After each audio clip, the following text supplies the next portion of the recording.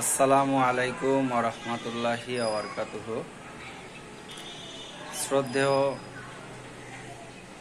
ভাই এবং বোনেরা, আমি আপনাদের কাছে অনেক দিন পরেই আর কি ভিডিও নিয়ে আসলাম।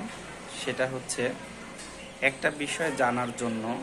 আজ কয়েকদিন ধরে ভাবছি আপনাদের কাছে জানতে চাইব, এবং যারা শ্রদ্ধেয় বড় ভাই, শ্রদ্ধেয় শিক্ষক এবং শ্রদ্ধেয় যারা জ্ঞানী গুণী ব্যক্তিজন আছে, এদের কাছ থেকে আমি জানতে চাইব। সেটা হচ্ছে অনলাইনে ইদানিং দেখতেছি যারা বিভিন্ন প্রোডাক্ট নিয়ে বিজনেস করতেছেন, তারা অনলাইনে বিভিন্ন আকর্ষণীয় অফার দিচ্ছে। এই অফারগুলো আসলে ইসলামের দৃষ্টিতে কতটুকু যুক্তিসঙ্গত, এবং এটা কি আসলে জোয়ার কাতারে পড়ে কিনা, বা এই অনলাইনের যারা প্রোডাক্ট নিয়ে বিভিন্ন গিফট উপহার হিসাবে পাচ্ছেন, তাদের এই প্রোডাক্টটা আসলে বৈধ কিনা, আমি আসলে আপনাদের মাধ্যমে জানতে চাই। আসলে আমার এটা জানার খুব ইচ্ছা আর কি।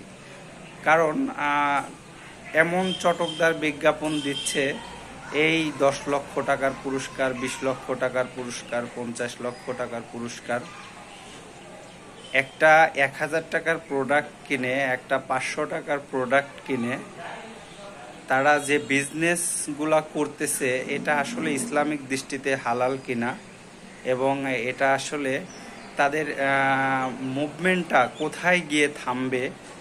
কারণ এটা প্রতিনিয়তই তাদের অফারের আকর্ষণীয় গিফট উপহার সামগ্রীর জন্য বাড়তেছে।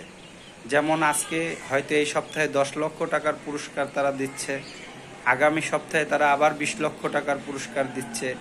তাইলে এমনও তো অবস্থায় যারা এই আকর্ষণীয় অফার দেখে বিভিন্নভাবে তারা অনলাইনে অর্ডার করতেছেন। আসলে আমি জানি না তারা আসলে সঠিক পণ্যটি পাচ্ছে কিনা, বা আদৌ আসলে আমাদের যারা এই প্রোডাক্টগুলা অফার করতেছে তারা এই প্রোডাক্টের গুণগত মান সঠিক পাচ্ছে কিনা, বা তারা নিজের ইচ্ছাকৃতভাবেই অর্ডার করতেছেন নাকি গিফটের লোভে অর্ডার করতেছেন।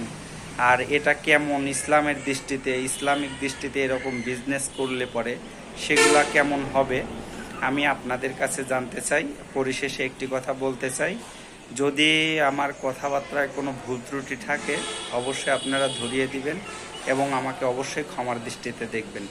আমি জাস্ট এটা জানার জন্য আমি আপনাদের কাছে প্রশ্নটা করলাম।